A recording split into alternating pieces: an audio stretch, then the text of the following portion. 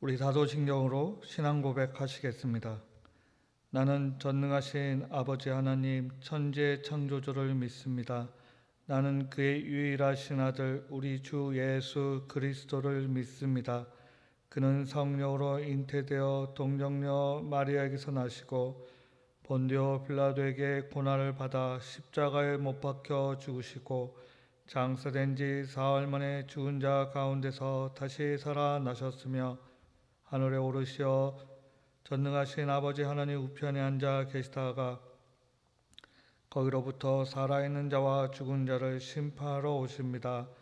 나는 성령을 믿으며 거룩한 공교회와 성도의 교제와 죄를 용서받는 것과 몸의 부활과 영생을 믿습니다. 아멘. 찬송가 435장 찬양하겠습니다. 435장입니다. 나의 영원하신 기여 생명보다 귀하다. 나의 갈 길 다가도록 나와 동행하소서. 주께로 가까이 주께로 가오니 나의 갈 길 다가도록 나와 동행하소서. 세상 부귀 안일함과 모든 명예 버리고 험한 길을 가는 동안 나와 동행하소서. 주께로 가까이 주께로 가오니 나의 갈 길 다가도록 나와 동행하소서. 어두운 골짝 지나가며 험한 바다 건너서 천국 문에 이르도록 나와 동행하소서. 주께로 가까이 주께로 가오니 나의 갈 길 다가도록 나와 동행하소서.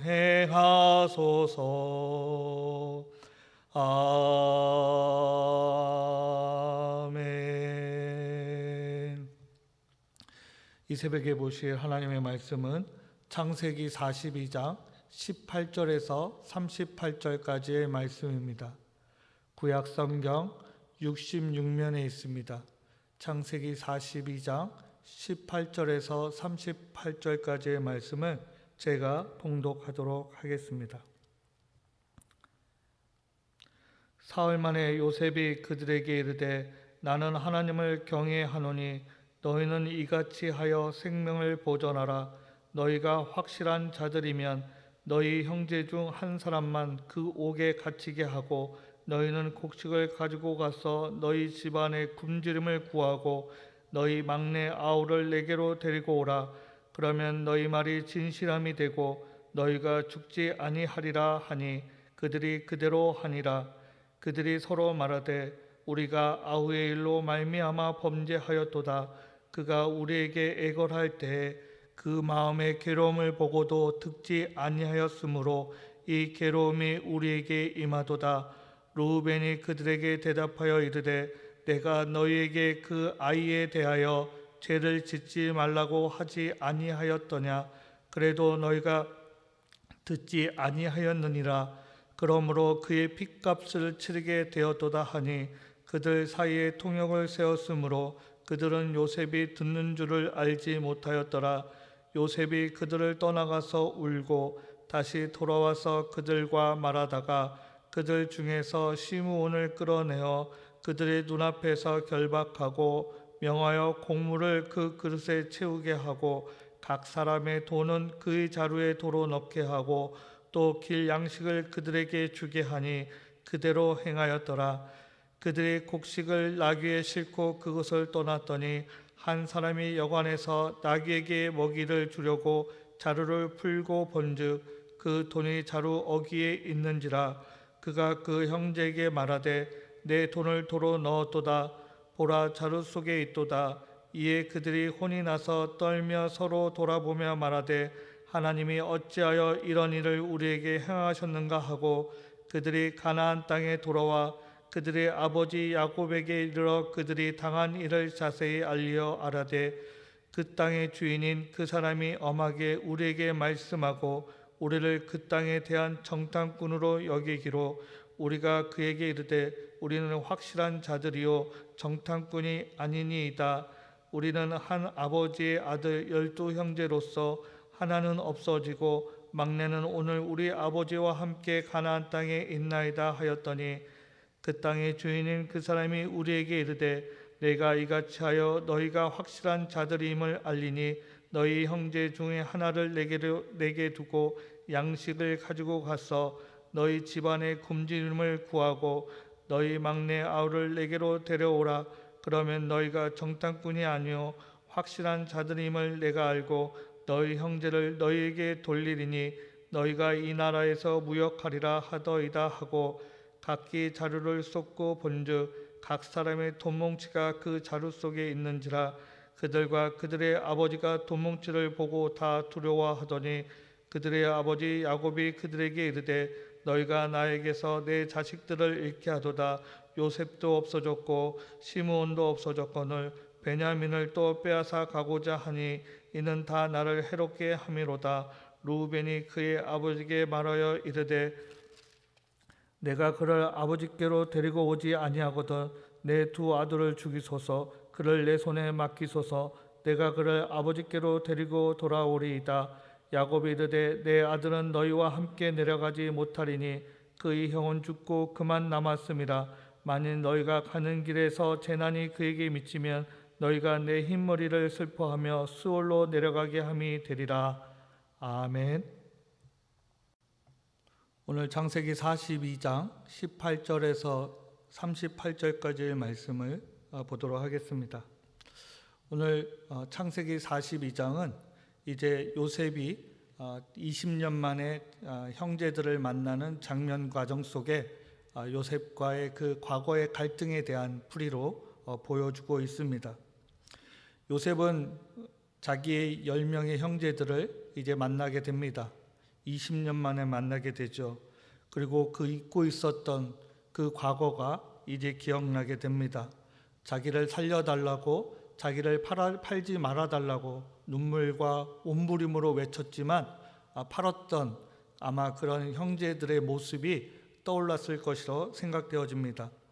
또 형들은 알 수는 없지만 이제 식량을 구하기 위해서 그 나라의 가장 존귀한 지위를 가진 사람 앞에 이제 머리를 조아리면서 식량을 팔아달라고 이제 애걸하고 있는 장면이기도 합니다.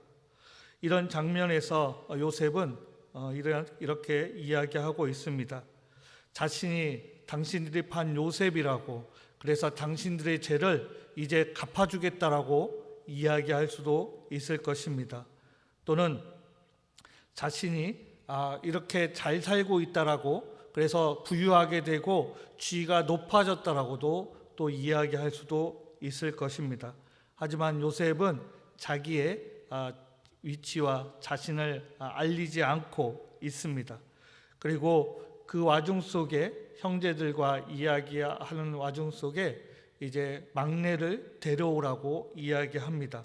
그리고 막내를 데려오면 한 명이 남아 있다가 그 막내를 같이 데려오면 그 막내를 보고 그 잡혀있던 한 명을 풀어주겠다라고 하고 있습니다. 즉 그 한 명은 그 막내가 누구겠습니까? 베냐민이죠. 베냐민을 데려오면 그 확인을 하고 정탐꾼이 아님을 인정하겠다라고 이야기합니다. 이런 장면에서 어떻게 보면 야곱이 이 요셉이 뭔가 억지를 주장하는 것으로 보일 수도 있지만 사실은 그렇지가 않습니다. 분명한 사실은 형제들에게 복수하고 안갚음하고 그리고 그 과거에 그 힘들었던 그 모든 것을 질책하는 것이 아니라 도리어 그 10명의 형제들에게 어떤 기회를 주고 있지 않나 생각되어집니다. 어떤 분들은 이 형들에게 배려하고 있는 요셉의 배려라고도 이야기하고 있습니다. 이제 요셉은 한 명을 남겨놓고 가라고 합니다. 그 한 명을 남겨놓고 그 돌아가라는 그 이야기를 들었을 때 그들은 21절 통해서 이렇게 이야기하고 있습니다. 21절을 제가 같이 읽어보도록 하겠습니다. 그들이 서로 말하되 우리가 아우의 일로 말미암아 범죄하였도다. 그가 우리에게 애걸할 때 그 마음의 괴로움을 보고도 듣지 아니하였으므로 이 괴로움이 우리에게 임하도다라고 이야기하고 있습니다.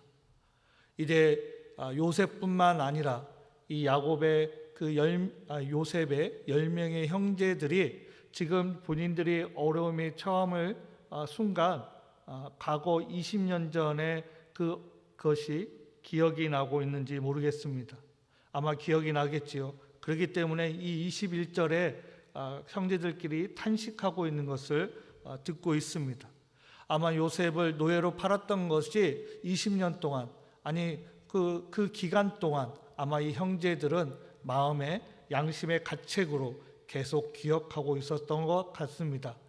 그 요셉을 팔았던 것에 대한 죄책감이 계속 머무르고 있었던 것이죠.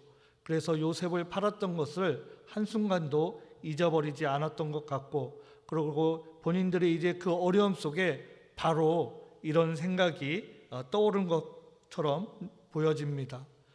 우리 부모 세대들도 아마 우리 세대들은 아직 잘 모르겠지만 우리 윗세대들의 그 믿음의 선배들은 이런 이야기들을, 이런 고백들을 많이 하고 있습니다. 내가 헌금을 제대로 안 해서, 내가 11조를 제대로 안 해서, 내가 주일 성수를 안 해서 어떤 어려움을 겪게 됐을 때 그 어려움을 통해서 순간 떠오르는 것들이 그런 거죠. 내가 하나님 앞에 잘 순종하지 못해서 신앙생활을 제대로 하지 못해서 하나님이 나에게 이런 어려움을 주는 것이 아닐까라고 고백하는 이야기들을 아마 들어보았을 것으로 여겨집니다.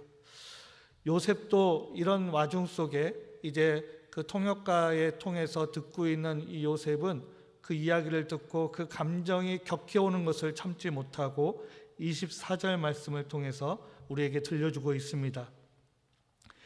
요셉이 그들을 떠나가서 울고 다시 돌아와서라고 고백하고 있지요.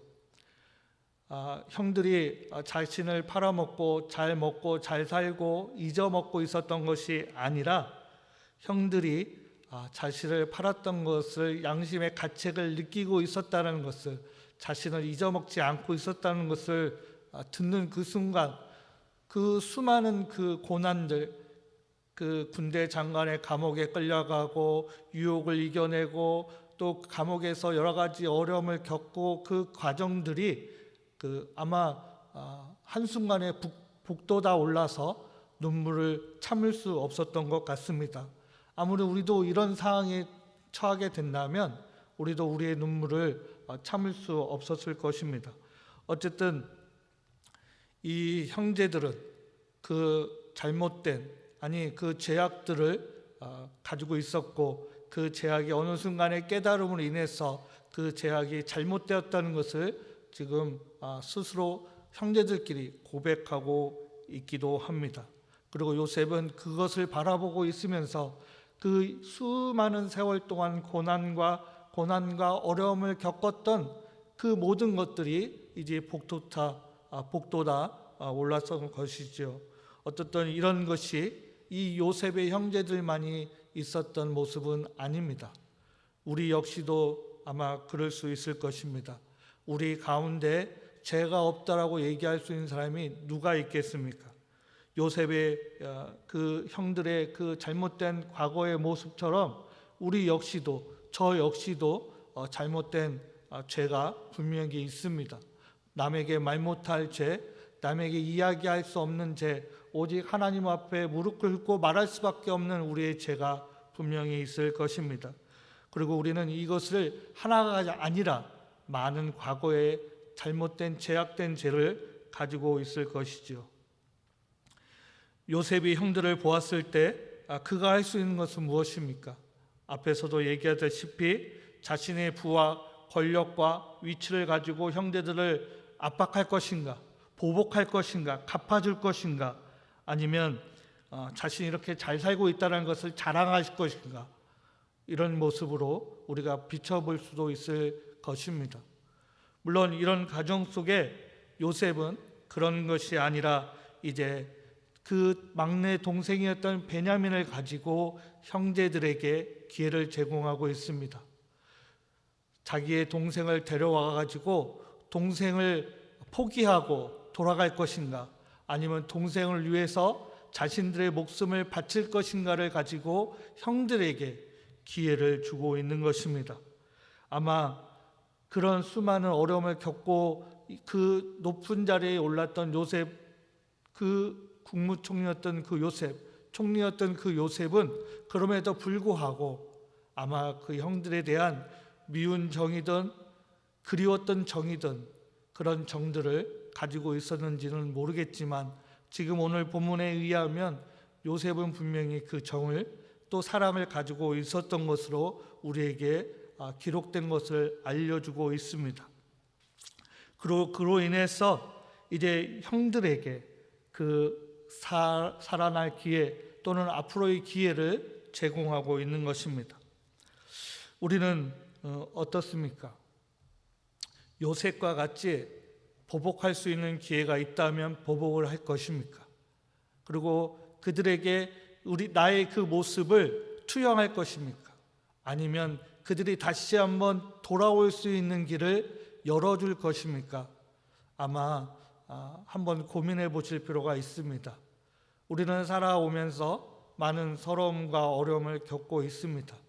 저뿐만 아니라 우리 성도님 역시도 이 코로나 시대에 많은 어려움을 겪고 있을 것입니다. 그리고 그런 어려움 속에 특별히 서럽고 고통스러운 과정도 겪고 있을 것입니다. 그래서 내가 더 돈을 벌게 된다면, 내 지위가 높아지게 된다면, 이런 생각도 아마 한 번쯤은 해보셨는지 모르겠습니다. 하지만 요셉은 그렇지 않았습니다.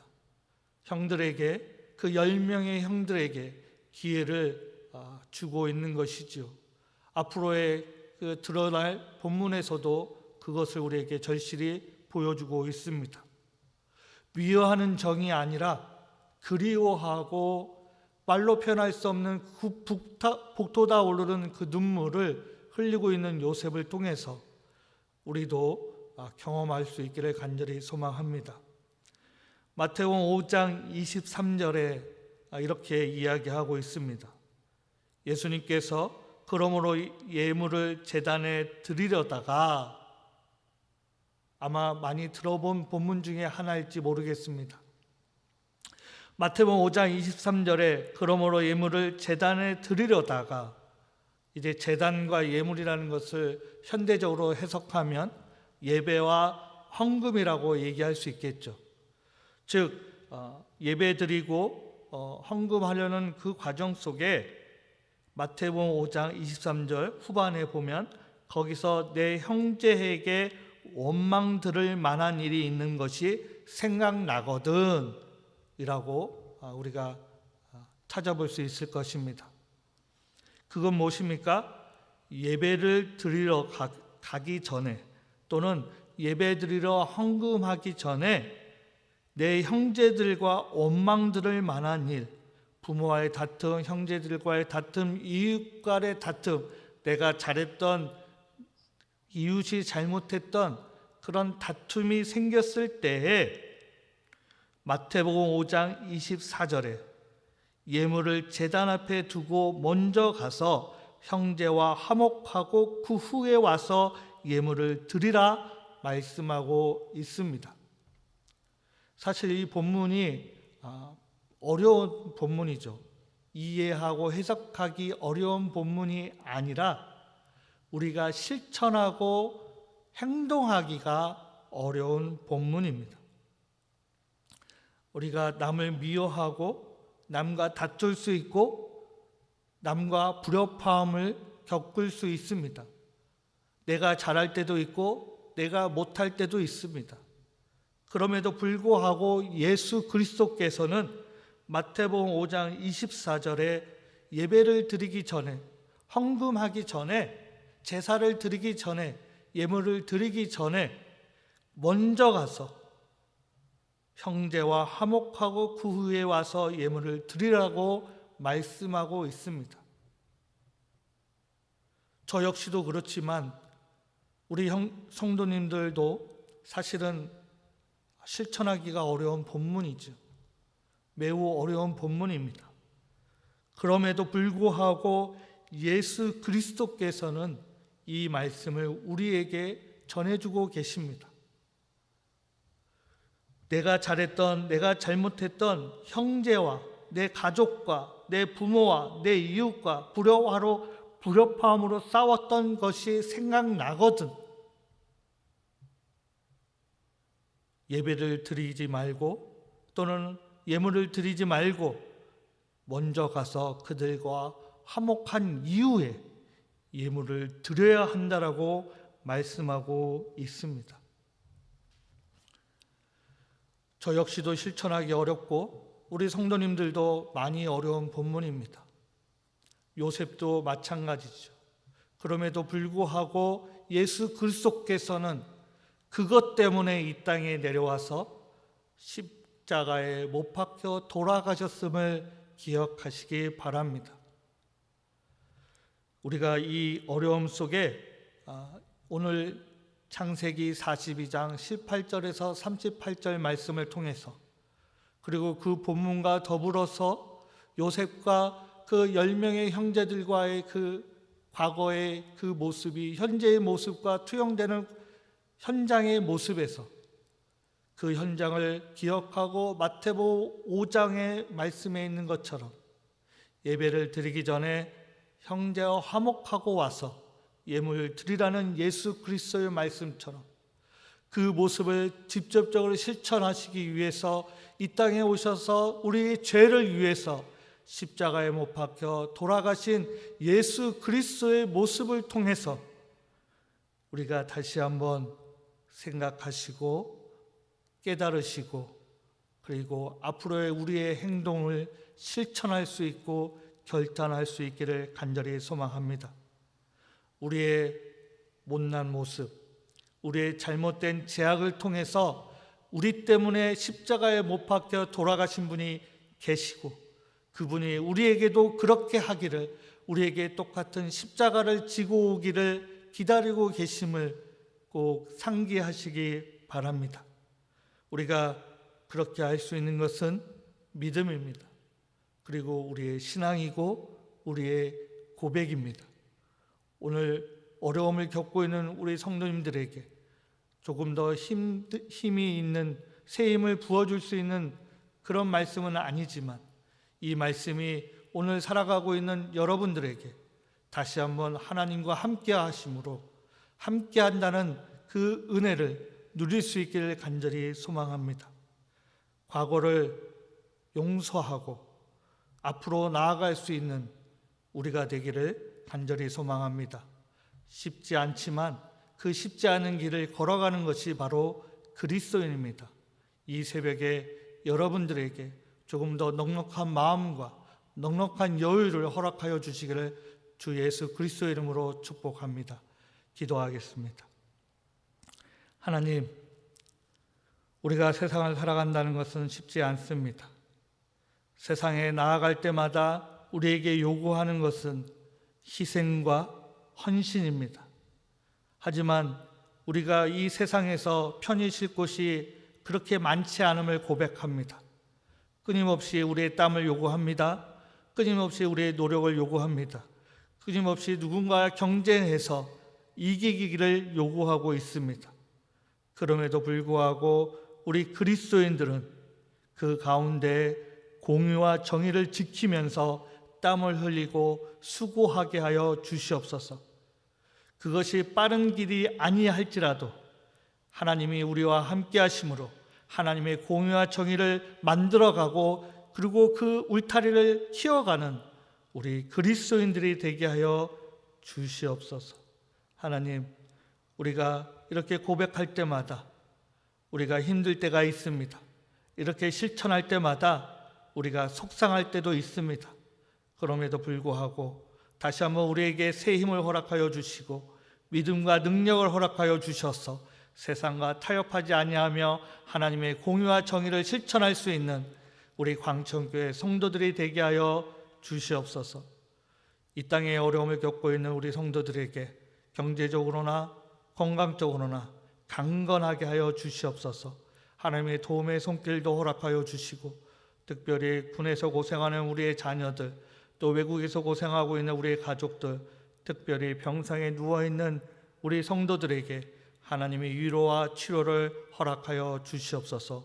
오늘 새벽부터 열심히 살아갈 우리 성도들에게도 하나님의 복의 복을 더하여 주시기를 주님의 이름으로 기도하오며, 이제는 우리 주 예수 그리스도의 은혜와 하나님의 크신 사랑과 성령님의 교통하심이 우리 성도들 머리 위에 영원토록 함께하여 주시기를 축원하옵나이다. 아멘.